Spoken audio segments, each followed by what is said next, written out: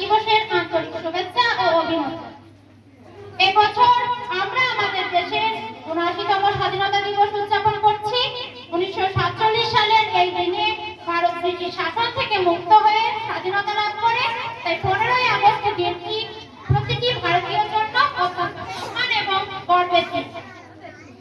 এই দিন সারা ভারতে কুচকাওয়াজ, জাতীয় পতাকা উত্তোলন এবং বিভিন্ন ধরনের সাংস্কৃতিক অনুষ্ঠানের আয়োজন করা হয়। আর সেই অনুষ্ঠানে দেশের বিভিন্ন ধর্মের মানুষ ঐক্যবদ্ধ হয়ে সংস্কৃতি প্রদর্শন করে। এমনকি দেশের বাইরে বসবাসকারী ভারতীয়রা খুবই উৎসাহের সাথে এই দিনটি উদযাপন করে। আমরা কৃতজ্ঞ মহাত্মা গান্ধী, জওহরলাল নেহেরু, নেতাজি সুভাষচন্দ্র বসু, চন্দ্রশেখর আজাদ, সরোজিনী নাইডু এবং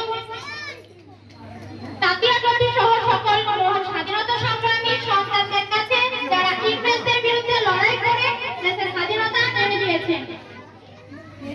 আমরা সৌভাগ্যবান যে আমরা এই স্বাধীন ভারতের মাটিতে জন্মগ্রহণ করতে পেরেছি। তাই বিশেষ দিনে আসুন